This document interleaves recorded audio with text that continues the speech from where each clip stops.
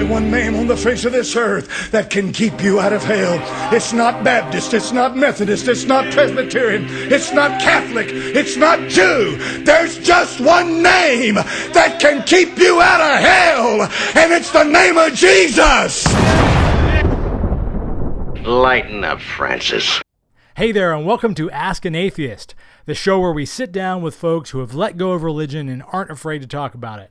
I'm your host, Mike Smithgall. Today's episode features Scott Brotten, and we're diving into his personal journey from belief to disbelief and everything in between. Don't forget to subscribe and share the show if you like what you heard.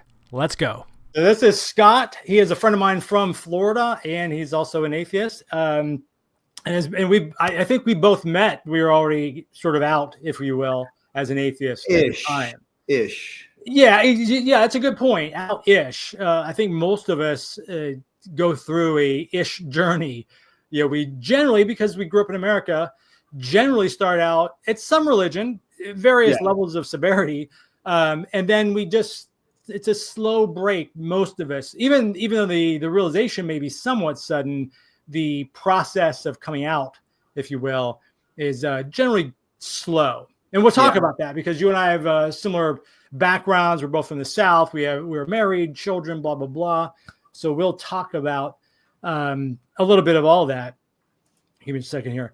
So to get this out of the way, as the title, if you're watching this, you will see from the title, From Alabama to Atheism. You grew up in Alabama. I met you in Florida, but you're from Alabama, correct? Yes.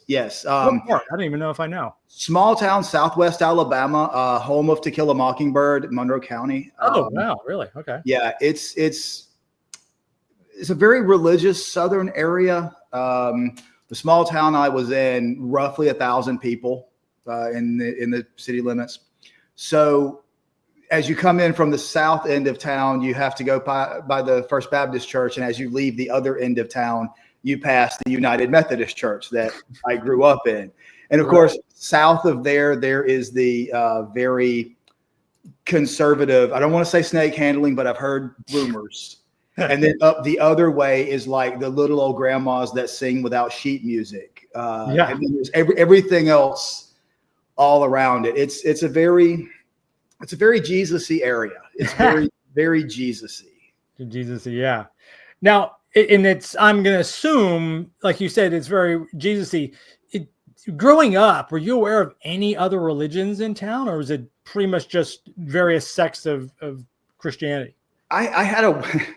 When in such a small area, I had a really weird upbringing where I was like, sometimes spent time with this group, sometimes in this group. Church-wise, I was always at the United Methodist Church, and I really didn't know anyone from the First Baptist Church. I just knew there was another church on the south end of town. Yeah. I think I learned more about the actual differences in the disciplines and the denominations well after I put it all behind me. Yeah. Like when I was growing up in the church, we didn't really talk about that. It's kind of interesting because the religious views around there, we didn't talk about religion at home. My dad was in the choir. He was at choir practice every Wednesday night. His sister was, in the choir.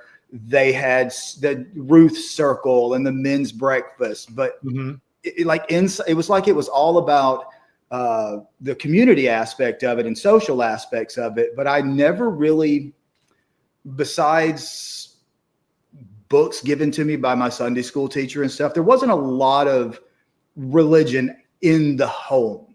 Okay. In the homes of many of the people I grew up with. But there's an ever-present shadow. Like there's a little pharmacy in town now, and the last time I went to the pharmacy, there was a God bless this home sign that they were selling in the pharmacy where they were selling you drugs to counteract all of these maladies that apparently God created. I don't know. Apparently God created the malady. I'm not really sure how that works or how they square those circles sometimes. But and we try not to get into a bashy thing, but you're right. And I say that just so, so people don't freak out. We're not going down a road of we're just going to bash a bunch of Christians. That's not the point. But that is the things that you and I and everyone I've ever spoken to on this show and other things, it's those little things that start to just nibble at it. It's like, wait a second. But if it's all knowing and because we always grew up as a he, if he is all knowing and he is all seeing and he controls, getting my job or being approved for an apartment or whatever thing people say, but isn't he also responsible for all the negative in the world? And of course, if you ask that at church, they'll say no. There's all kinds of different reasons. They'll say no, free will and all these sort of things. But it does start to nag at you after a while. Like, but you just told me he is control of every single thing except for all the bad things. It seems a little coincidental and maybe self-serving in some way, Yeah. And I think for me, and I agree with you. I don't, my intention is not to bash Christianity at all. There's a lot of channels that can do that. Let them do it. Because quite frankly, I am equal opportunity. I think pretty much any religion that has supernatural basis to me is all equally ridiculous. I don't have a reason to believe those things, but like you said, no, my intention is not to bash people or groups. Ideas, come to me with an idea that is worth bashing, and I will bash it. Yeah. But for me, growing up specifically in the country that I did, in the state that I did, in the area that I did, it was Christianity.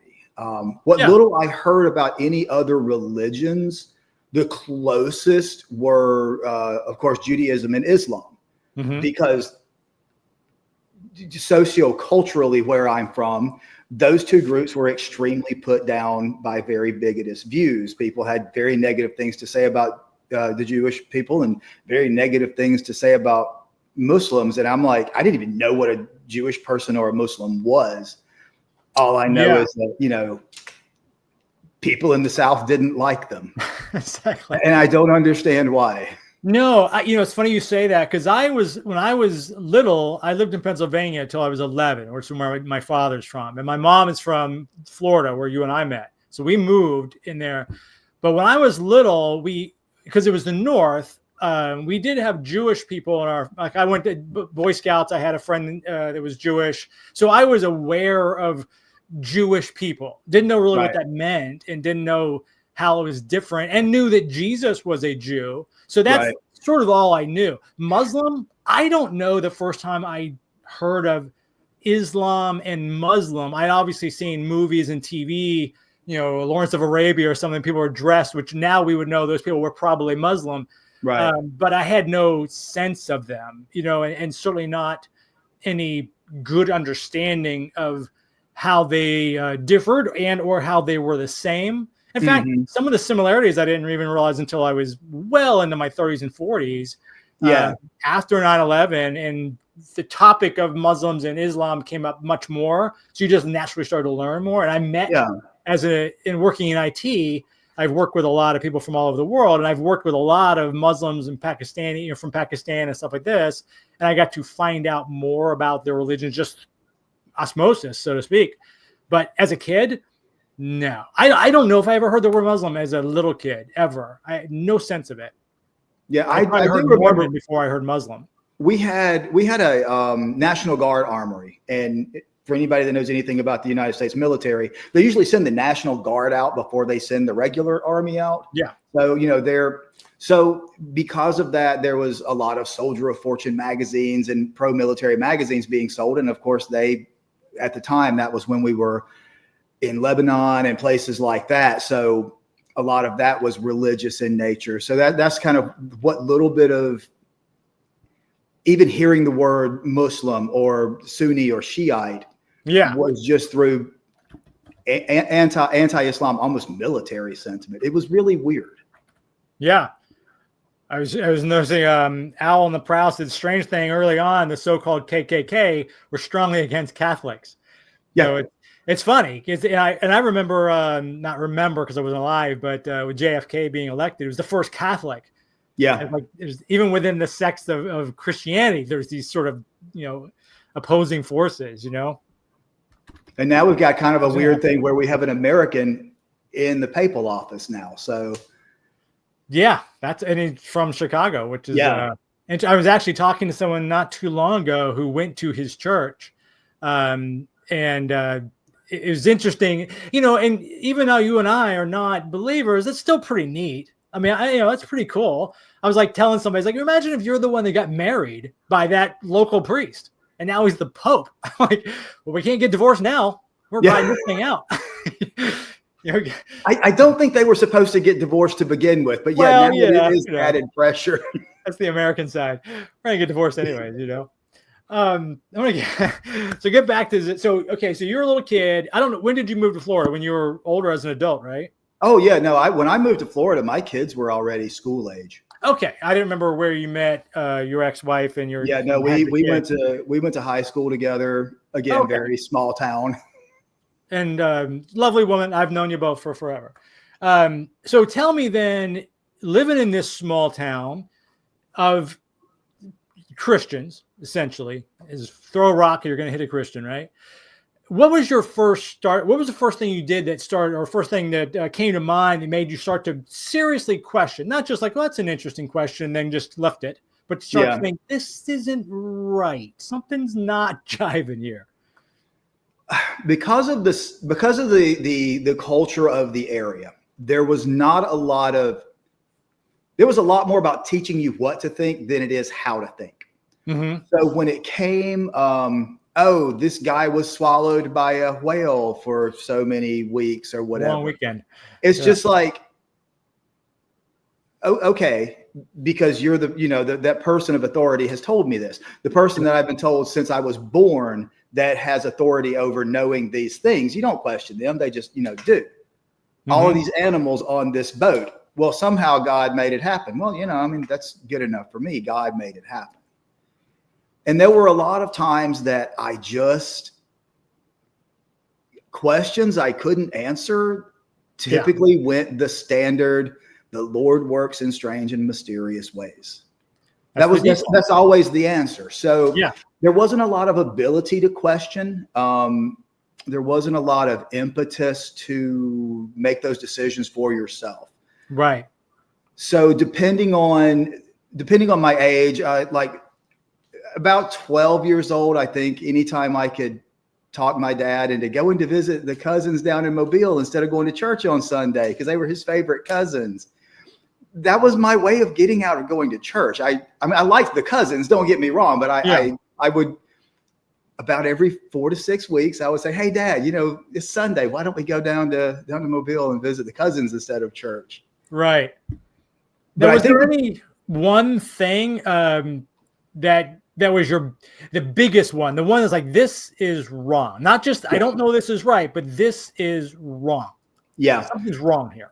Yeah. So as a kid, I was just con artist was kind of my thing. I loved learning about con artists. Mm-hmm. Abagnale, Fred DeMera, Yellow Kid, Victor Lustig, just from a very young age. Yeah. Which is why I got into mentalism and hypnosis and stuff like that. So I think I was already driving, but I was still in high school, and I was going to we were United Methodist. So I went to the United Methodist Youth Fellowship, and we had the young youth pastor, and we would go places, and we were listening to the Christian music and stuff. And I went down with him as a lay witness on a youth trip.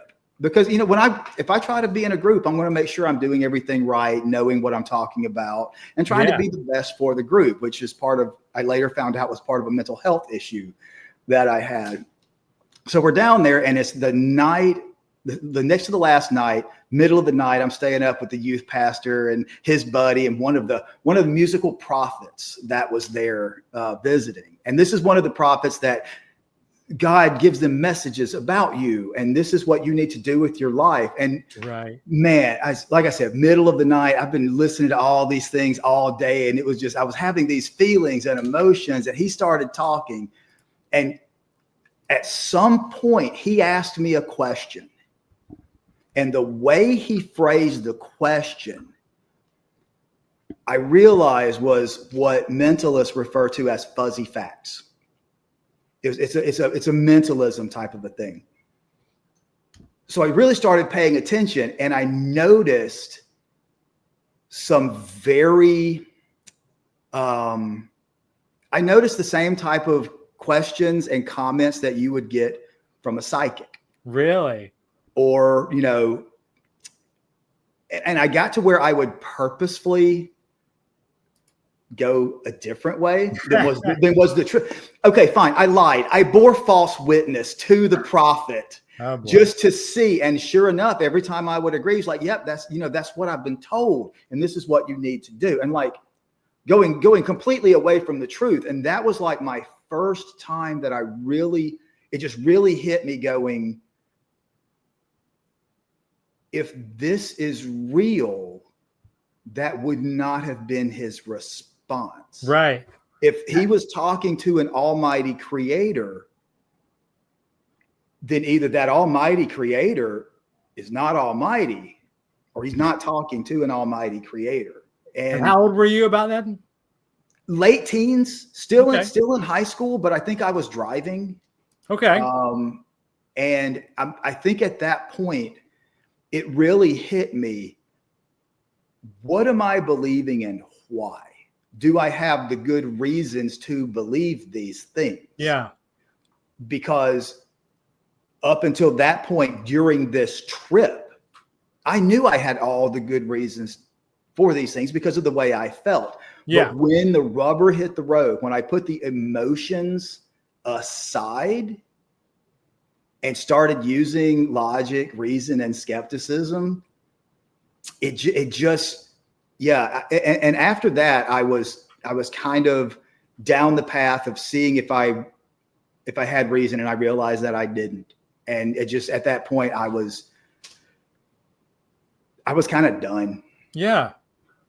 Now, since you were in a small town, I don't even know, do you have brothers or sisters, or are you only child? I have a younger brother. Okay. My brother was kind of in the same circle, but a little bit younger than me. Okay. He actually was on his way to the ministry. Oh, geez. So at home, who are you going to ask these questions, or who did you discuss, or did you discuss these things in your head? Yeah, that was part of the bigger issue. When I was 12, we had confirmation, which is 40 years later, I'm still not 100% sure what it was supposed to be. Yeah.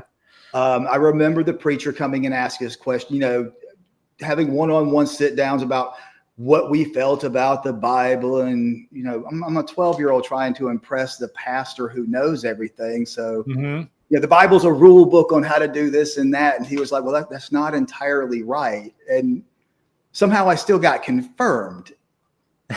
But what I knew was there were a lot of things going on in my life and about my person that in that book that they have me reading, multiple reasons I should be put to death. Yeah. So the guy who is in charge of reading from the book that says in multiple places that I should either be stoned to death, whipped to death, or just some sort of put to death, that's not the person that I could talk to, Yeah. It's funny you say that. I was talking to my mom just a couple years ago, I guess, just as a casual conversation, and she lives in the same town we grew up in, or we lived in, and she goes to a church up north there in a little town, a smaller town, than even that. And they were talking about it was school shootings or one of those kind of things that's in the news, and her pastor is a designated grief counselor. Mm-hmm. And I was like, okay, I mean, kids need that, I think, but I'm curious what your little small town church and the small town high school would think if they sent in a Muslim to also be the grief counselor, because they would lose their freaking minds, right?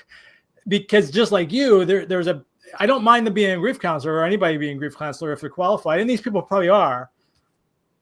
But it's going to be a biased grief counsel. And like you were saying, how can you ask questions of someone whose job it is to teach you all these things from a very partisan perspective, right? You can't ask them, for an objective opinion on 3 days in the belly of a whale. They're never going to give you what you and I would say is the right answer. They're going to give you their colored answer for the most part, right? Colored in favor of their religion, which is understandable. But if that's all you have around you is that guy and his wife and the other guy next door and the choir guy and leader of Sunday school, and there's no one, you're done. And we didn't have the internet because we're old, you know? Oh, no, it was a very small town. The guy that ran the church almost was the next door, and the choir guy was around the corner. It's a very small, compact area. Yeah. That's funny. Specifically for Christianity in this aspect, not only is it a book that says I should be put to death and all of these questions shouldn't have answered, the main friend of God from the first part of the book, Abraham, one of the things he was known the most for was putting his son on a sacrificial table. Yeah. That specific religion requiring its followers to have that kind of devotion. Blind devotion. Yeah. Yeah. It's a big story. And how am I supposed to ask questions like that of a parent who is expected to follow the letter of those laws to that extreme? And I grew up around Christians who would kick their children out of their own homes sometimes. Oh, yeah. Or just, speaking out against anything that they found wrong with the Bible, living in ways that didn't follow the biblical path. Right. And it's like, who do you talk to? There's in that few people. Yeah, there's really nobody. And like you said, you kind of came to this in your late teens. Then you get married. Did you go to the Navy first? Get married first? I don't remember what your order was. Navy was first.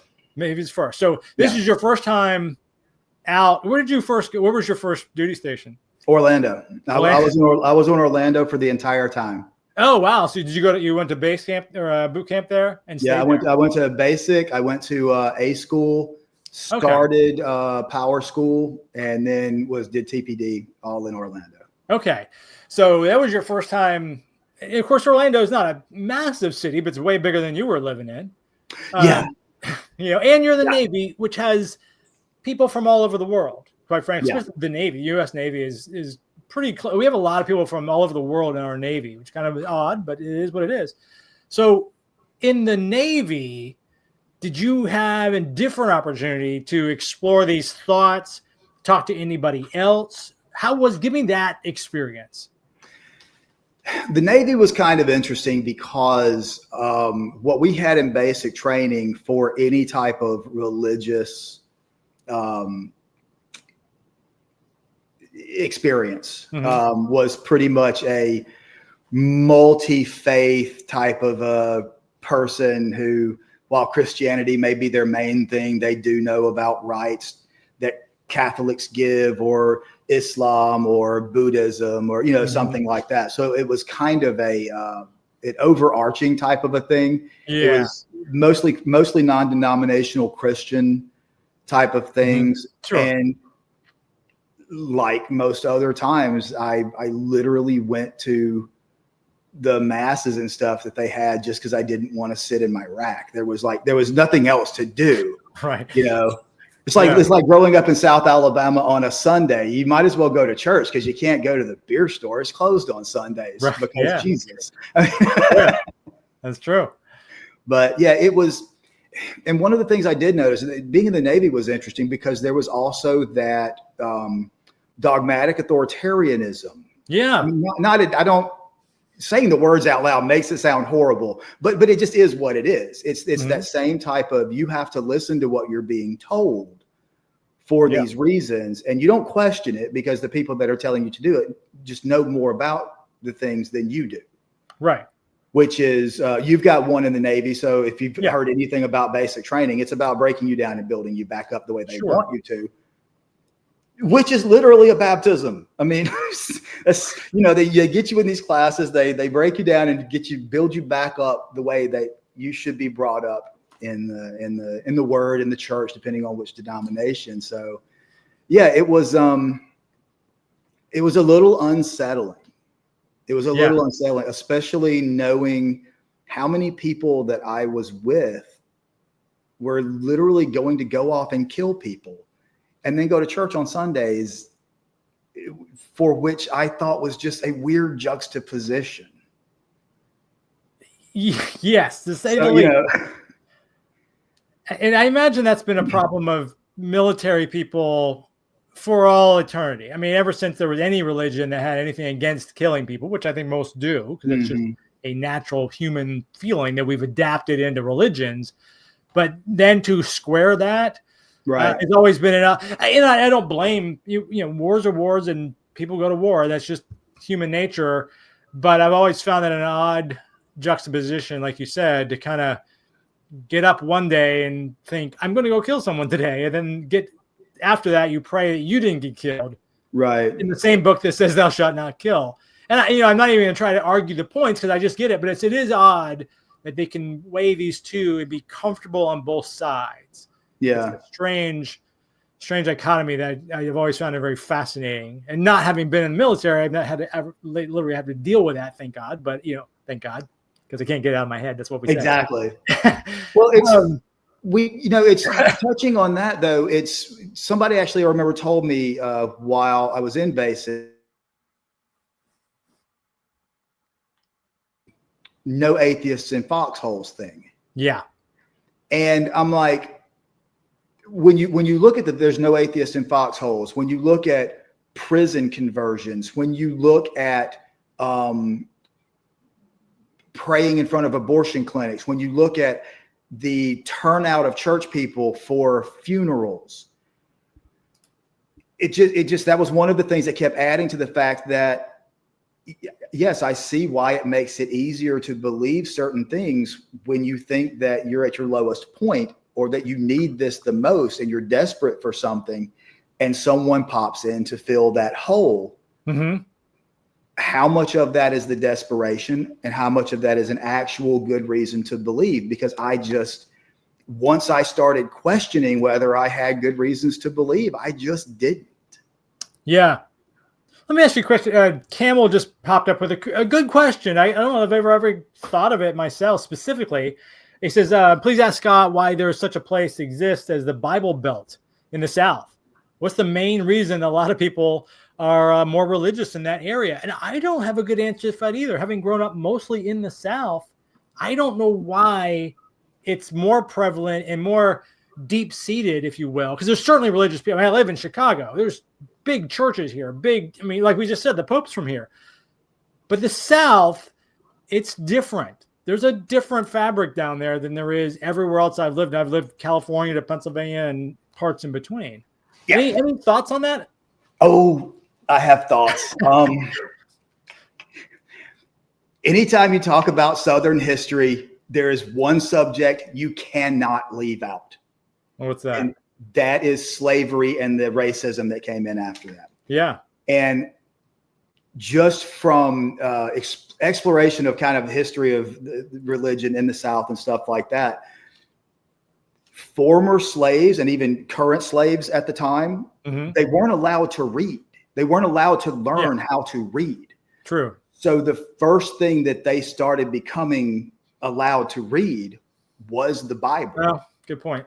And not only that, but to facilitate slavery and kind of make it more palatable, Thomas Jefferson and some of his ilk created a slaver's Bible that left in all of the horrendous parts about slavery and took out a lot of the parts that, because it never actually says negative things about slavery directly, they took out a lot of the parts of treat your brother equally type of stuff. So there was literally a slaver's Bible that they would let the slaves read so that the slaves would learn that is like their biblically given part. Yeah. Which is why you have such a rise in African-American churches in the South from former slaves on. And not only that, but they've even branched off because very similar situation with no atheists in foxholes. you're a slave, and someone tells you that they're going to teach you about this, this God that's going to help you in a second life, so you don't have to worry so much about this one. Which gave, now we AME churches, which are African Methodist Episcopal churches. Yep. You've got a lot of specifically African American historical churches, for sure, that are just the basis of a lot of their lifestyle and culture. I went to high school at the grade above me, in my grade, out of like 50 people, we had 3 preachers. Two of them were actively giving sermons while they were in high school. Oh my goodness. So yeah. It's funny you mentioned slavery. I went to a meeting 2 weeks ago or so with here in Chicago for Black non-believers. And I wanted to go because, like you, I grew up in the South. I'm very familiar with the Black churches and the Black community and how church plays a part in that. But I'm very familiar with it as a white person in the society, because you and I both, because of our ages, we also went to school with Black people. Unlike, say, our parents, it was segregated. We didn't have that. Certainly not in Florida where I was, because it was a bigger crowd. Oh, I did. What's that? Well, you had a small town, right? So no, it wasn't just a small town. Separate schools through the 11th grade, through the beginning of 11th grade, I went to a private school that was established in the late 60s. It was it was an all-white anti-segregationist academy. Oh my goodness! That to this day still has never had a Black student in a county that is 47% Black.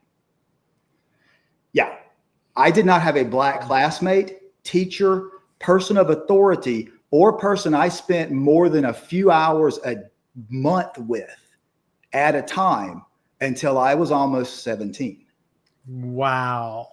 I obviously, again, I went to public school in Jacksonville, Florida, so didn't have that experience. My little brother actually went to a private school that was like 8 people in his class, so it was a little different. But before that and after that, he went to regular school. But where I was going with this earlier, that's still very surprising. But when I went to this Black non-believers group, it was very interesting, the conversations that they were having, because unlike you and I, and I've said this before, and it's not new, I didn't make it up, where the white privilege that we have allows the atheism that we like to say out loud to kind of be a little easier. Now, we can get into what our challenges are. But when you're Black, that's also, and one of the questions they were asking one another and getting just a person's opinion was, did you feel you were losing your Blackness by leaving the church? Because, and one of the guys that was in the group, he's like, if you think about it, all of the famous Black leaders from, say, Martin Luther King all through today are pastors. They're Reverend. The Reverend Al Sharpton, the Reverend Martin Luther King, Jesse Jackson, and not even Christian, Malcolm X. And Malcolm X, exactly. You can, and that, some of Malcolm X and Louis Farrakhan. Still, though, the religion and, of course, the civil rights era in the 60s here was born in churches. Yeah. So to leave that, they're giving up quite a bit outside of, say, you and I. We gave up things, and some people have to give up a big social network. But I never thought about losing my identity, say, as a white person, because that's just not how it works in our community. But within their community, it did. So back to your earlier point that it influences the entire South is probably absolutely true. There's definitely, that is a significant factor because it's just born out of it. And then going back to your point again, if back then in the 1800s and earlier, you've got white society and Black society, essentially that's it. Well, if one is trying to keep the other one down through religion, then they're both strong on both sides, right? One's trying to survive with religion.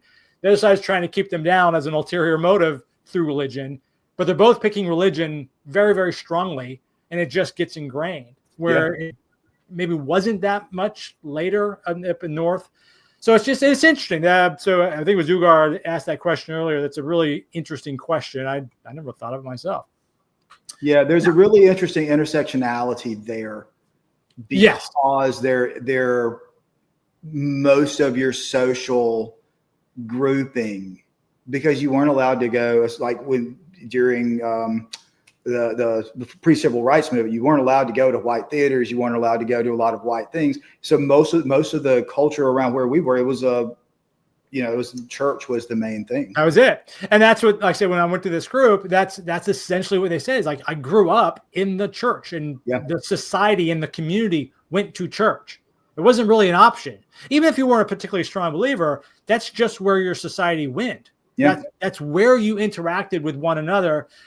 Even in a town like Chicago, which is obviously, in terms of just sheer numbers, it's still the percentage is lower than, say, white society. But just because there's 10 million people in this town, that's a large chunk of people. You go to a small town where there might be 100 black people in the entire tiny little southern town. You have to group together, and the place you group together is at church. It's just the way it is.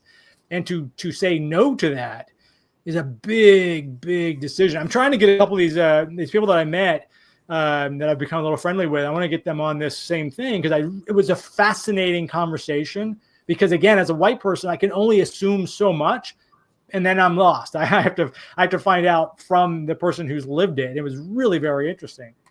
What really gets me with that too is because I've been to AME churches. I've been to black AOGs, and of course, growing up in the United Methodist Church, it's like seeing the difference in worship style, how they talk to, for, and about their God. I don't care if they're using the same Bible. That's a completely different God that's being conversation.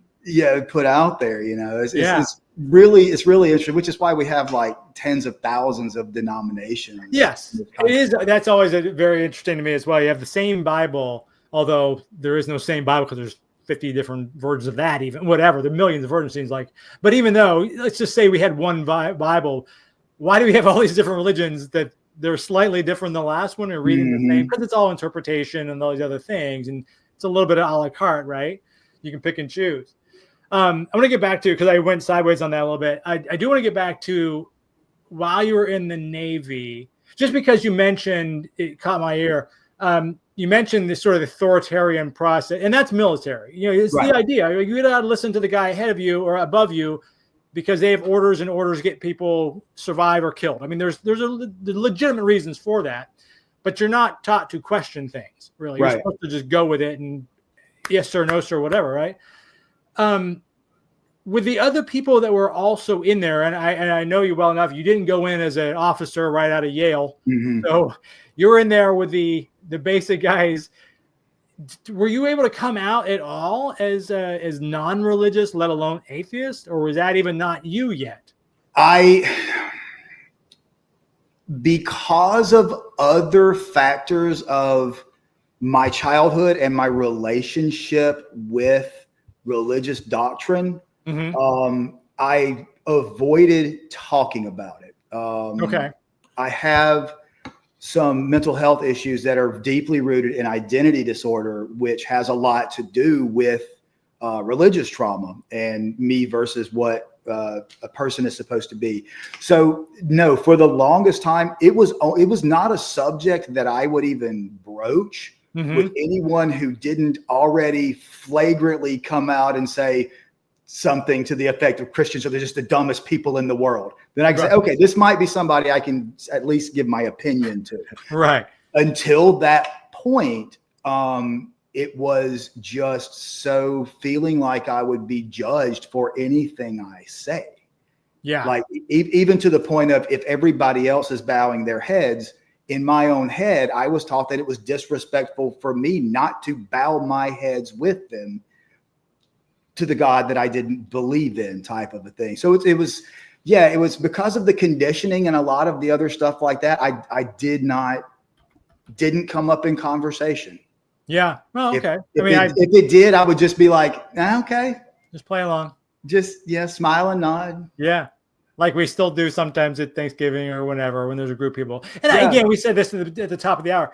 I'm not here to bash Christians. I know we've probably offended somebody at this point, but most of the people I love in this world are Christian. You know, most people I know in this world are Christian. The people I've always loved, my grandparents and people that have passed, well, they were Christian. So I have nothing against Christians. I have a problem sometimes with the religion, but not them because they're Christian. Now, sometimes because they're Christian, they do things I don't like and really dislike sometimes vehemently. But the fact that they're Christian doesn't make me dislike them. I'm not that guy. I'm fine when I go to a thing. And if he ever wants to hold hands and say a prayer, I'm not saying the prayer. I'm looking around quietly, kind of seeing who else is not saying the prayer. But I'm quiet. You know, I was at dinner the other night. Mary Jane and I were at dinner with 2 other couples, and at a restaurant, and they prayed before the meal. I knew, and he's a good friend of mine. He's been a friend of mine longer than I've known you, in fact. And I know that they're religious. I know they're very religious. Okay, that they want to pray. It bothers. I'm going to eat in a minute, anyways. It doesn't make any difference, right? Right. But yeah, it's interesting. I'm like you. I really try not to, I don't purposefully offend Christians. I'm not saying I don't offend Christians, but I don't purposely offend Christians. And I start out to do it specifically. Exactly. And quite frankly, as part of my deconstruction and going back and figuring out, well, then how did I get here? How do other people get here? Because with me, there's always it must be me missing something, going back and trying to figure out what it is I'm missing. And a lot of what I've come to realize is, man, I hate using this phrase. I think believers, because of the conditioning that is literally written into the text of the Bible and other religious and dogmatic systems, Christian, Islam, Jainism, Buddhism, whatever it is, I feel that they're almost victims themselves of their own conditioning sometimes. You know, it's funny you say that. I don't know if you're watching the screen. Al on the Prowl said lots of times it's not their fault. I was brainwashed too. Yeah, exactly. Exactly. Yeah.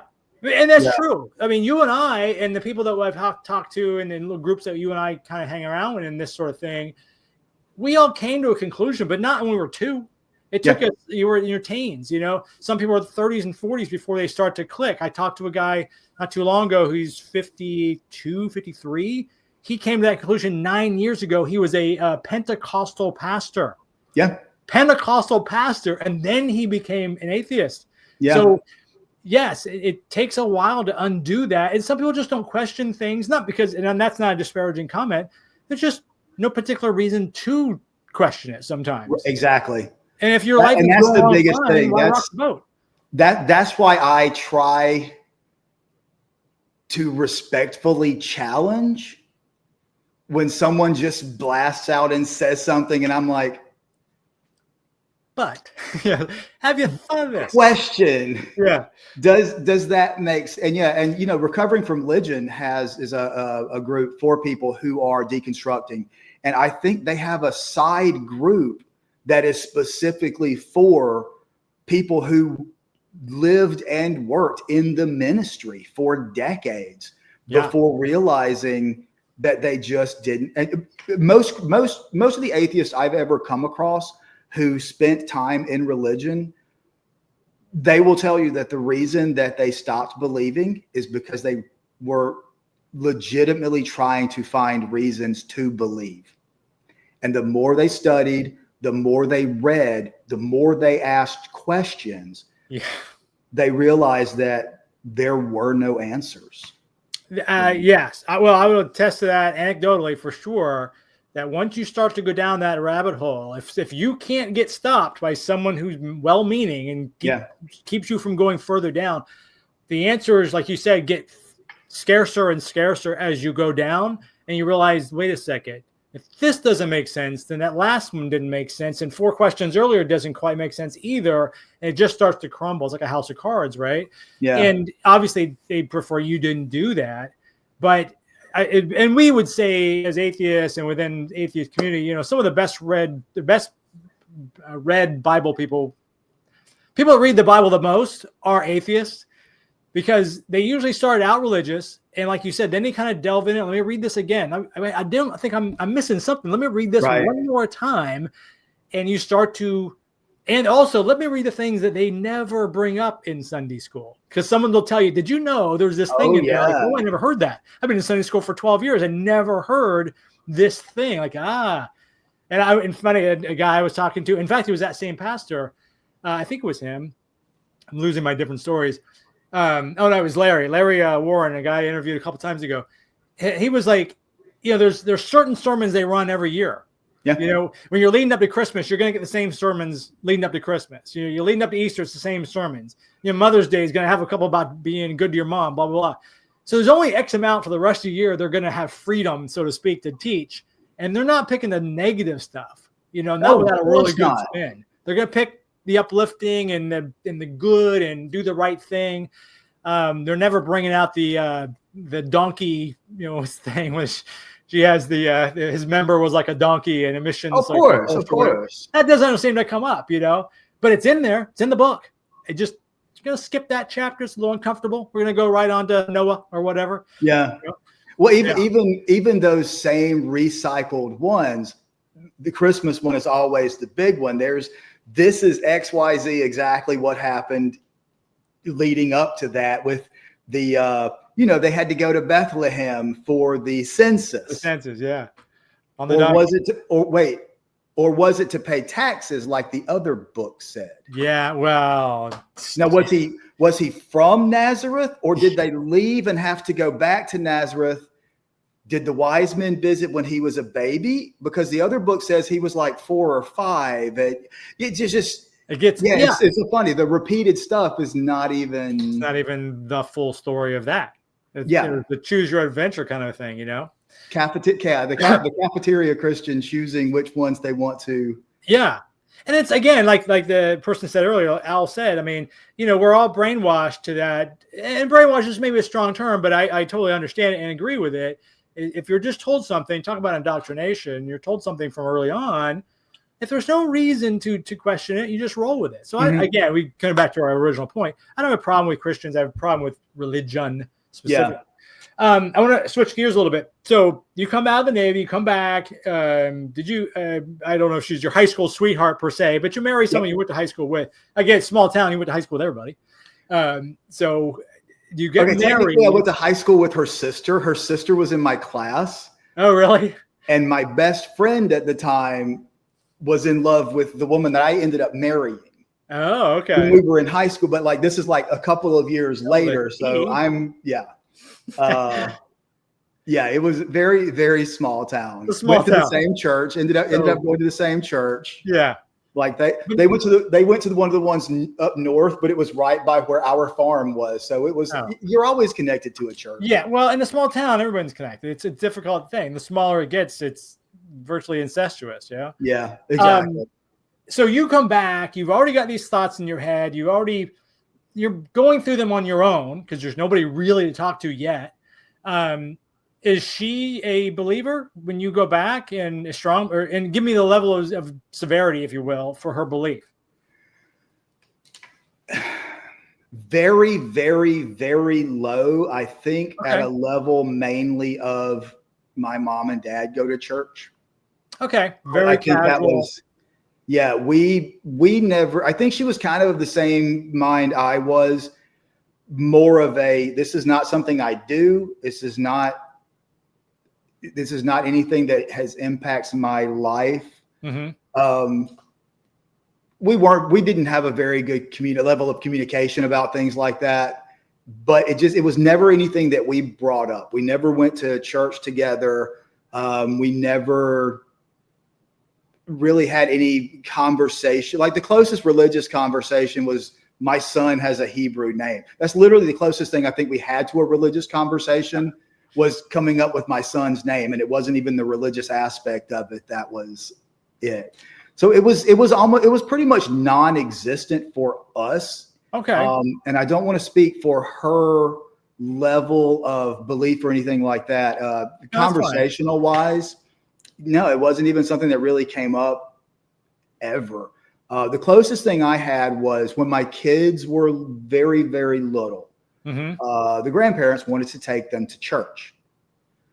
I did not want them to go. I did kind of back down a little bit, as long as it was going to church where they're there with a group just sitting there in front of the preacher, rather than going to an age appropriate Sunday school where they are specifically taught at 3 years old that Noah put things on the boat 2 by 2. Look, using the rhymes and stuff like that. Yeah. Because that was part of what got me to begin with, and I never had a chance to question it. Sure. So, did you let them go though with your mom and dad or whoever was taking them to church? The grandparents? It's hard to say no to the grandparents. I think. I know. We did the same thing. Totally get it. It was sporadic. It wasn't an all the time thing. Okay. And the biggest thing for me is again, listening to the Christian music in school. Carmen was a really big name, and he had one album out where he did a Western song and a rock song and a reggae song. And the reggae song was my favorite until later, looking back on it. The lines are, "We must teach them while they're young. Jesus is the way. Wow. To our daughters and our sons, Jesus is the way. Put the words deep in their heart. Jesus is the way. So when they grow, they won't depart. Jesus is the way." That is the definition of indoctrination. Yeah. And we'll get to other reasons why indoctrination is so prevalent in the news here in a minute. But that's exactly it. I mean, you can't say indoctrination about one group and then try to ignore it in your own group, because it is. And again, going back to what we said earlier, it's a family thing. People go to church as families, and you're obviously going to bring your baby, and that baby's going to do something. And 3 or 4 years old, they're going to play with other kids, and 7 or 8, they start to go to Sunday school or whatever the ages are. It's a very natural thing. And again, very unthought of. I mean, you're not necessarily deep thinking about this. It's just what we've always done. I did it. My parents did it. Their parents. It's just the way it is.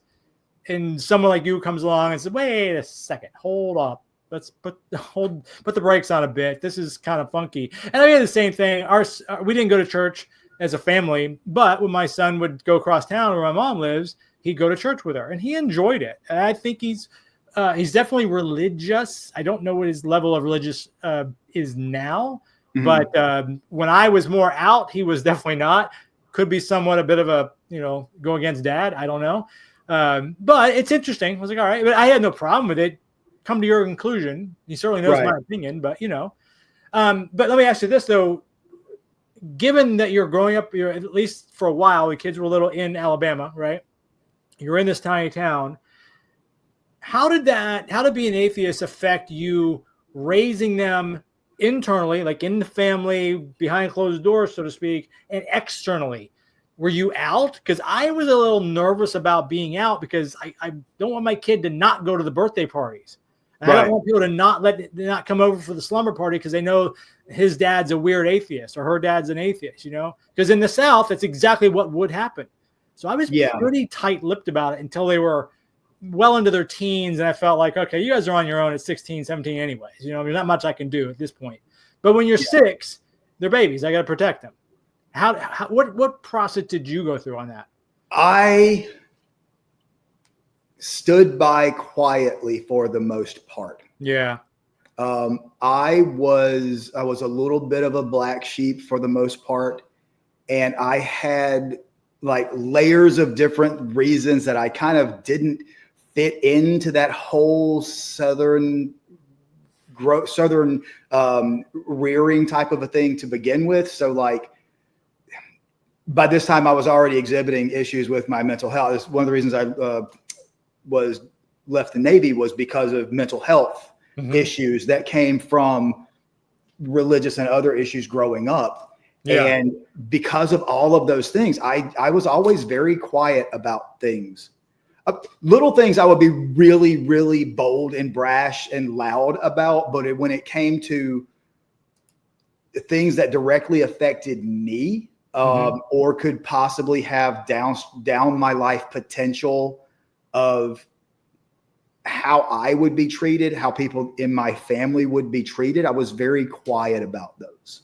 And it was limiting and it sucks. And all that does is teach you how to put on a face and really lose every aspect of who you are, because you can't be who you really are in front of the people that are supposed to accept you for who you are. And it's soul crushing. It's soul crushing. So yeah, So, it was. Speaking of putting on a mask, Yes. your next time you came out. So you and I, and then I said, you said 22 years. You came out as bi. How many years ago? 5, 6? I don't remember exactly how long ago it was that you sort of officially came out, at least that I became aware. It was the first time I actually came out and said it was 2018. Okay, so yeah, 7 years. Yeah, ago. and that was to, like, even growing up, this is not something I would even talk to my friends about, like people that were supposed to be very close to me, because I was just, all of the grownups around me. I'm bisexual. I've always been bisexual. It's not, there wasn't really a, when did you realize that you were bi? It was just when I was little, I liked little girls and a few of the little boys. Yeah. It just wasn't the only issue I had with it was, again, the Bible said I should be put to death. Yeah. So what's wrong with me? Because this just feels as natural as liking redheads more than brunettes or something, you know? Yeah. There was a lot of keeping very quiet about that. Right. And being in this is like right at the very beginning of the AIDS epidemic, where the president of the United States is talking about, you know, how gay people deserve to die of this cancer type things. And in the 90s, the one kid that was a college kid that was beaten by two guys that thought he was hitting on them. Matthew Shepard, right? Matthew Shepard. And it's just like, I'm not saying that I had a legitimate direct fear of being brutally murdered. But what few people I knew or heard of that were gay were getting the shit kicked out of them. Right. And everyone around me, we just knew that all of this was wrong. And I kind of have to put all of that square at the feet of religion and that authoritarianism that creates, because there are no arguments against any type of non-heterosexuality that are not rooted in some type of dogma. Yeah. There's just not. There's not. Not that I've ever found either. I mean, there can be arguments against same-sex marriage, or as we like to call it, marriage. But you know, you can't look at things like, there's no reason in physics not to be heterosexual. Look at the animal kingdom, everything goes, you know, in so many different species. So it's like, you can't use science, you can't use biology, you can't use population mechanics, especially in the 21st century. Population mechanics is a stupid idea to be against homosexuality and, you know, non-heterosexuality, because we have IVF and stuff like that. The population is not going to decline because people like playing with different genitalia. Yeah. But yeah, like that was from a very young age. It was one of the main things that I realized, that I stood out against everyone I was around, everything I had been told, everything I was reading. It was the first identity thing that I had that was mine, and it had to stay that way. Which is just terrible. I mean, it's terrible in so many ways. But then to have it's bad enough for people that are just, you know, they don't feel comfortable in society. Okay, that's one thing.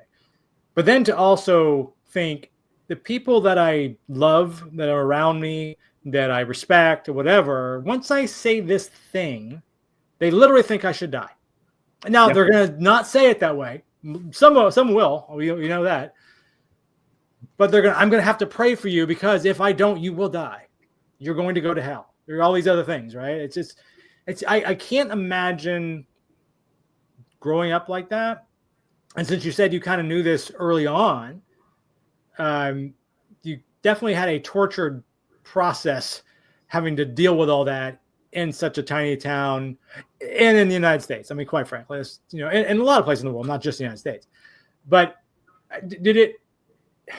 how did you, was that any part of the factoring of you leaving, or was that just an additional thing in the back of your mind that made you a relief when you left religion? Did it push you away, I guess? No. They really were not connected, because given the you don't question your elders, I was always, there was something wrong with me. Yeah. That was a normal part of who I was, but apparently that meant that there was something wrong with me, just in and of itself. By the time it actually got to asking the questions about religion, the damage was done. Yeah. I had been, like I said, when I say that I've always been bisexual, when I was very young, like that first going and finding the stash of Playboys and stuff like that, right. I found Penthouse Forums, which was stories. Yeah. And this is Penthouse Forum, probably 1985 or 4. And, I was very young. There's not a lot to do in a small southern town, and I was too young to drink by this point. Right. But I found this Penthouse Forum, and there was a special section for non-straight writings. And I was like, oh, so this is okay. Ah. That kind of a thing. Yeah. It wasn't the other side. It wasn't like reading something like that and going, oh my, I like that, and I'm going to go down that path. So yeah, by the time the question of my belief and what later became very open atheism, it was not at all a factor. Okay. So anybody watching that thinks that's it, you just didn't like God because you wanted to go screw dude. It's not. They're like connected, but completely separate. No, I get it. But you're right. Someone's going to say that. Yeah. They're going to say it, even though you just said that's not what happened. They're still going to say it. Because where it does come in, though, is that 30 plus years after I realized that I did not have any reason to believe these things, still dealing with a quarter of a century of growing up in this area, working in construction since I was a young teenager, because my dad was in the construction. So I was on construction sites with grown men, and you just, all of those, it's like you learn to just push it down and push it down and push it down and push it down and push it down. For the past week, I have been dreading this interview, this conversation, specifically because me even being able to vocalize that still has the impact that I am doing something wrong. Does it? Just by talking about it, that I should be embarrassed to talk about it, which, when you have that type of internalization of things, it affects my entire life. I never had a best friend that I could talk to about this. Yeah. And you can't have good systems of communication with people when you can't tell them or even talk about something that is just such a part of you. Mm-hmm. And all of that comes from that dogmatic, authoritarian mentality that says, okay, fine, maybe you don't deserve eternal damnation, but what you're doing is wrong. Why? Yeah. You're on your third divorce because you couldn't keep it in your pants down in Pensacola. Why are you telling me that the thing I'm doing with adults and trying to, why am I wrong? Why? Right. And when you grow up not being able to talk about things like that and not being able to question things like that, you have no basis for communication. And the absolutely wonderful woman that I am with now, we purposefully and constantly work on communication. And even, I don't even remember when I first talked to her about it, and she was like, "Oh, okay." And I'm like, because I'm like, literally, it is ripping my soul apart just to say, okay, we need to talk about this thing. And they're like, okay, is there more, or, and by the way, pass the potatoes. Cause I don't know where we're going with the conversation. Yeah. Exactly. It's funny, when my daughter came out, we always say the same thing. It's like, first of all, you and I both were in theater. It's like, if you're going to come out to someone, and same thing with the woman that you're with now, it's like, if you're going to come out to somebody, the theater people are the first you should come out to, because they're the easiest to get to, because they're fine with it. And when my daughter came out, we're like, okay, it's not what we expected for your life, but all right. Yeah. Okay. Pass potatoes, and it's a shame though, because you and I, I know your children obviously, but if one of them were to come out to you, you'd be very much like me, like, all right, maybe not how I saw your life going, because we all, a little girl's going to get married. Well, all these things, we see these things, right? But okay, just switch gears and go a different direction. I'm fine with that. So many people, though, you mentioned kids being kicked out. When my daughter was in high school, we had kids sleeping on our couch constantly because they would come out as gay, because she went to art school, so that she knew more people. They would come out, and they would come out to their southern redneck family, and they would kick them out. And my daughter just bring them home like strays. They'd be sleeping there for days, weeks, whatever, because it was like, all right, it doesn't bother us, but like, how dare they kick their child out because they've pretty much, a lot of times, they've just said they're gay. They haven't done anything about it yet. They've just said they were, and got to go. And like you said earlier, I will make it a blanket statement, which I don't try to do very often, but 100%, that was religious based. It wasn't anything else. It was religious that caused that whole thing, right? You don't kick your child out for being gay unless there's a religious component. It is what it is. You can fight me in the comments if you don't believe that, but I'm going to stick to that one. Yeah, and that's one thing. Religion aside, if you're going to kick your child out for being gay, kick your child out for being trans, don't have children. Yeah. For the love of all of whatever you find holy, do not have children. It's not freaking Build-A-Bear.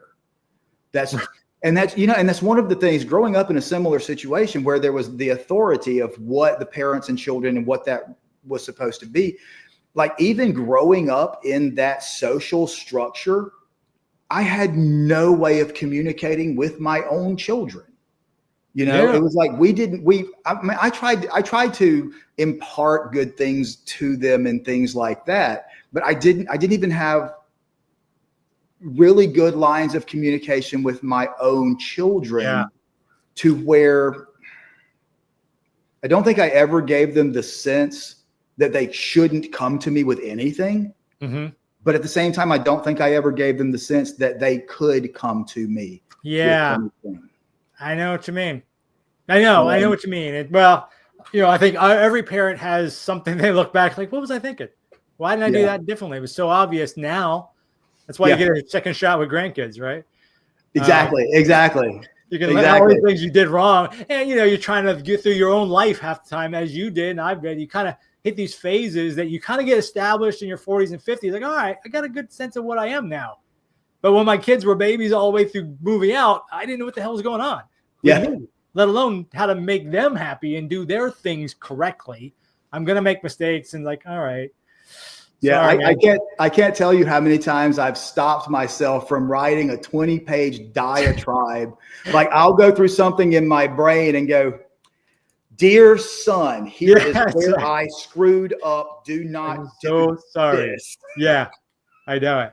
It's constant. I know.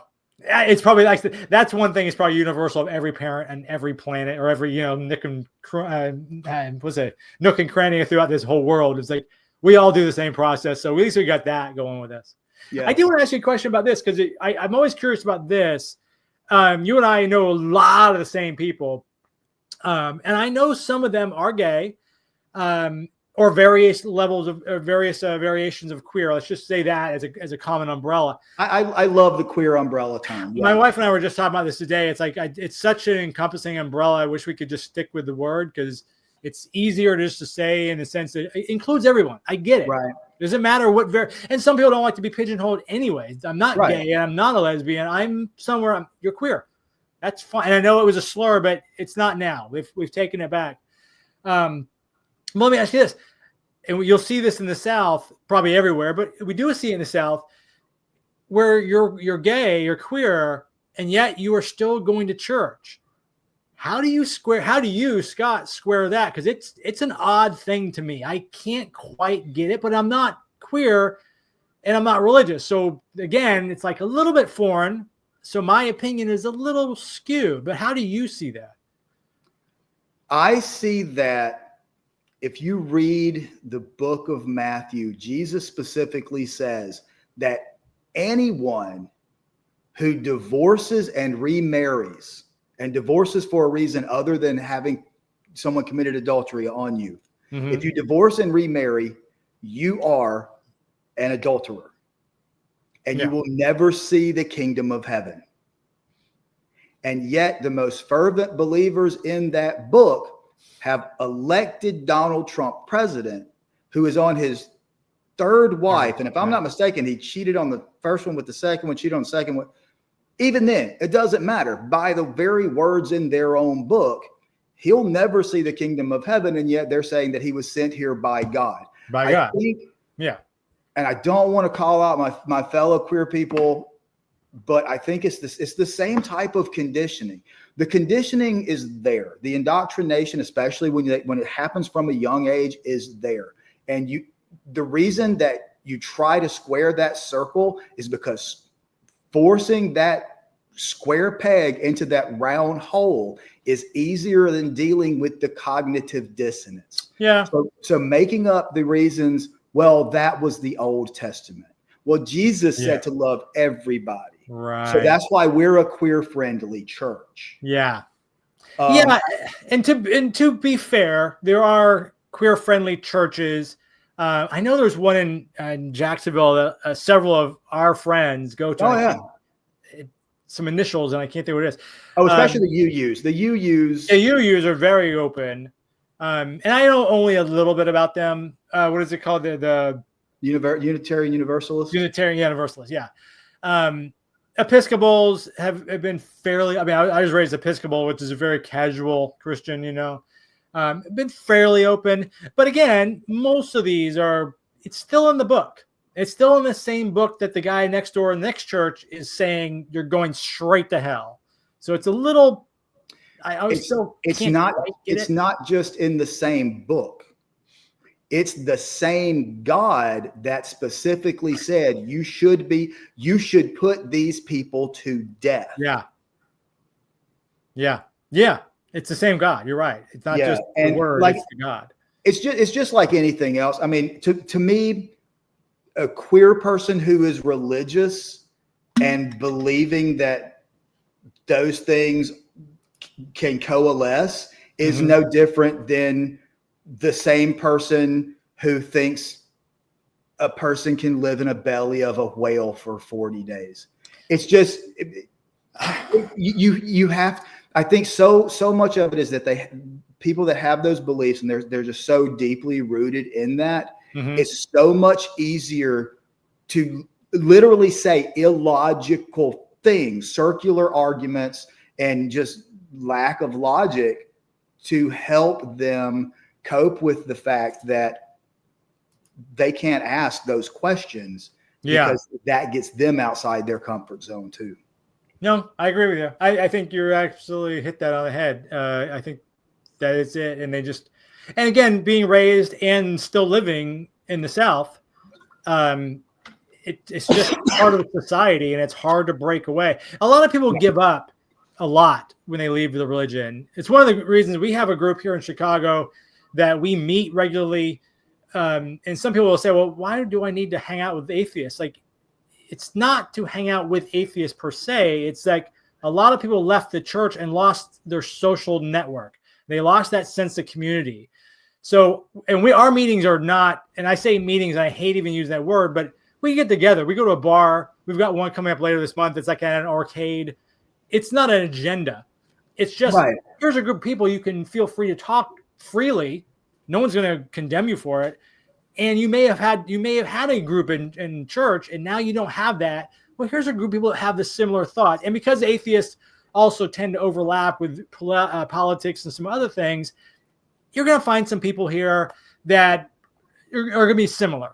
Just like when you go to church, those people are similar to you too. When you're a religious person, this is the opposite. It's like I said, not an agenda, but finding that group is hard to give up. And there's a lot of people, I know a lot of people that absolutely, they will not leave the church, even though they are hardcore atheists in their mind, but they leave. Like we were talking about the guy who was a Pentecostal preacher. I mean, he's leaving his job. His wife, eventually they got divorced because she was not coming with him to the atheist dark side. He had 5 kids that they were homeschooling because they were Pentecostal. And he had to go back to each one of them and say, forget all I just said, essentially. Now, they were grown, I think, or maybe into their teens, but definitely somewhere in their 20s. And he's like, I just raised them all this way, and I got to go back and say I was wrong? That's a hard thing, and most people just don't want to do the hard thing. It's a very tough, and I don't blame them. I understand it. But I can't imagine necessarily being gay and going to a church sermon where they're talking about me specifically, that I'm going to go to hell. I can't tell anybody, but I'm sitting there going, you're talking about me. The person who we all just hugged me on the way in. You're now telling me I'm going to go to hell. Yeah. But I got to come back next week because, it's what we do. It's very tough. And it's even worse when you get out of that on a Sunday and then family dinners on Thursday night.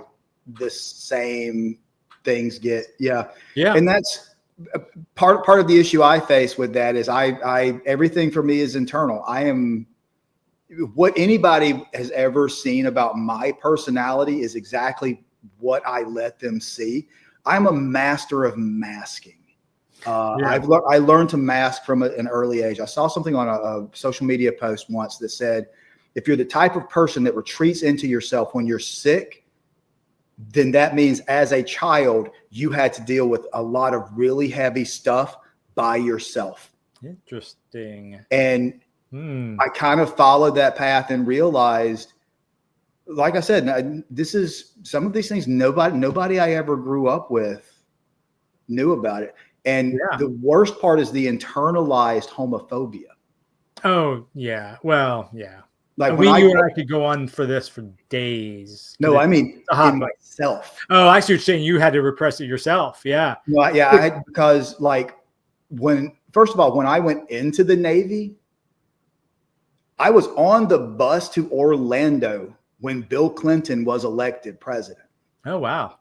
Which means I violated federal law to do what I felt was my civic duty as a queer person to join the United States military. Yeah. That's it. Because I had never told anybody about this. This is something else I had just brewing under the surface. Yeah. On whether, because at the time I really wanted to join the Navy. And when I got my discharge and came back home, because again, this is still don't ask, don't tell. Yeah. Like there were rumors going around that Scott got kicked out of the Navy because he was gay. And I was like, I literally carried my DD 214 discharge papers and was bragging. No, I have a mental deficiency. I'm not gay. How would you say that? Yeah. It's the internalized homophobia. It hurts, man.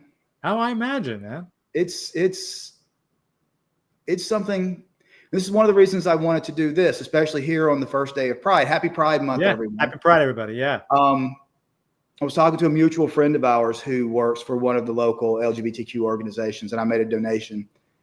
And she asked me about it. And one of the things I told her, she said, "Oh, this is a great donation." I was like, "It's not enough." Yeah. Because if I would have had this type of support, this type of places that I can go, people that I can talk to, I would be a wholly different person. I would have grown up with a lot more self-confidence. I would have grown up a lot more sure of myself and my place in the world. And instead, I ended up with a mental health issue that has one of the highest suicide rates of any mental health issue. And, when suicidal ideation becomes just something that exists in your life rather than being able to live fully for who you are, I cannot let anyone else go through what I went to, no matter how much it hurts me to speak about something that I'm still having to deal with the leftover trauma of. I'm supposed to go out and enjoy myself, not feel shame for exploring life and living life to the fullest and exploring what I like about food and what I like about travel and what I like about my own sexuality. I shouldn't feel shame over that. And I don't ever want anyone else to either. And that's just,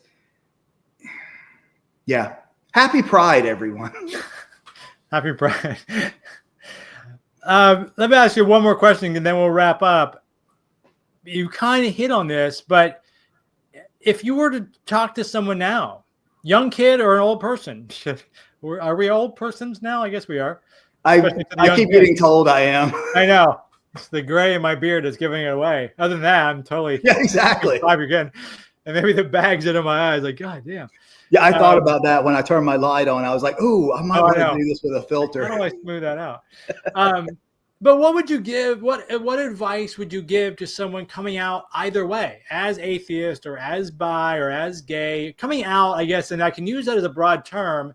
Coming out when you're going against most of society, and I say against, you're different than most of society, but specifically atheism and being and queer. I should again go back to queer. What advice would you give to that person? And would it be different, age versus age? Young versus old. Man, I mean, realistically, I try not to have conversations about religion with anyone who's under 18, simply because that's their parents' job. Yeah. I know what you mean. I wish I could snap my fingers and get rid of some of the bad choices and options, but we can't. I guess find community. Community is something that I never had, something I never found when it comes to religion or sexuality. Being outside of religion, it's just a thing that is. I think most of the people around me, either religion isn't as much a part of their life as they do in everyday life. So if you're thinking about coming out as an atheist, or you even have questions, ask those questions. First of all, dogma keeps you from answering questions. Truth is not afraid of questioning. Just point blank and period.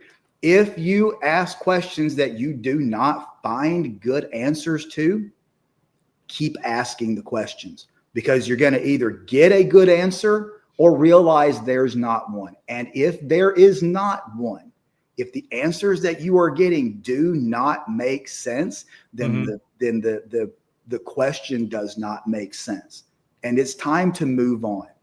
And realistically, just like anything else, because it's grieving especially when you leave a religious group, like you were talking about, and not having that social structure, that is a form of grieving. And you need to take care of yourself, because you're going to have moments of doubting yourself, because, the cognitive dissonance kicks in. You're going to wonder if you did the right thing when people stop talking to you. But believe me, and this covers both situations, when your friends stop talking to you because you come out as an atheist, or you come out as queer or trans, gay, whatever it is, if your friendship changes, then they were never your friends. They were friends with who they thought you were. They were friends with their version of you. And especially for my bisexual friends out there, there's like a whole nother level, because we're too gay for the straight people, too straight for the gay people. And it's just, I am 100% straight passing. Now, don't get me wrong. There are just times when you're going to look at me and go, Southern or gay? Yeah. Could be. And again, you were in a theater, so I was like, Exactly. It's like, surprise. Yeah. Who would have guessed? I did have friends that, like, after I would talk about, talk openly about my sexuality, I had some friends that surprisingly knew me well, even though we weren't close. Yeah. That were like, honey, we knew. Yeah. Why are you the last one to figure this out? Yeah. Yeah. And, yeah. But yeah, the biggest thing is, you cannot live for anyone else, period. Yeah. You cannot live for your pastor. You cannot live for a God that does not make himself, itself, herself, their self visible for you or interact with you. You cannot live for your neighborhood. You cannot live for your school. You can only live for yourself. Yeah. And when you can't be true. Well, oh, wait. Oh my God. This is a Vanilla Ice quote from the movie Cool as Ice. You can't be true to yourself. You can't be true to nobody. Word to your mother. Word to your mother. Word. I think we should end on word to your mother, man. I love it. Word to your mother. Or was it get with it? What was it? Drop the zero and get with a hero. Drop the zero and get with the hero. Yeah. God almighty, we are freaking old. You are the hero. You are the hero. Drop the zero and get with the hero, because you are the hero. That's it, man. Well, that's fantastic. Thanks so much, Scott, for doing this. It was a great conversation. I was so happy that you accepted this invite, because I really wanted to talk to you about it. I knew you'd have some perspective that, again, is different than I have. I can only, I can have opinions, but they're not necessarily valid until I talk to somebody else and get like, what's your actual experience like? Yeah. So I really do appreciate this. And I hope it was better than you thought it might be. The anxiety that you might have had, I hope it came down a little bit. Nope, I can still see my picture there. Yeah. I am still, and that's the funny thing. I'm an actor. Like, I'm on stage and screen constantly. But right.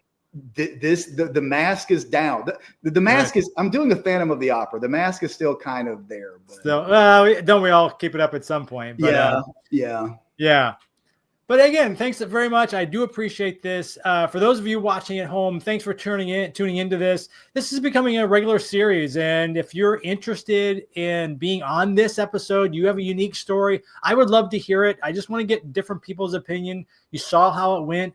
I just want to talk to you and find out how your journey went. And some of the same questions that Scott and I talked. How is it being a parent or a father or a mother or brother, sister, whatever the case may be? And how did you get through life with this little flaw that a lot of people see as having, which we do not, which is a conflict in itself. So thanks again for everybody for watching. Until we talk again, it's been fun. Thanks a lot. Thanks for listening to Ask an Atheist. If you've enjoyed the episode, consider subscribing and leaving a review. You can find the full interview and more clips on YouTube or Spotify or wherever you get your podcasts. See you next time.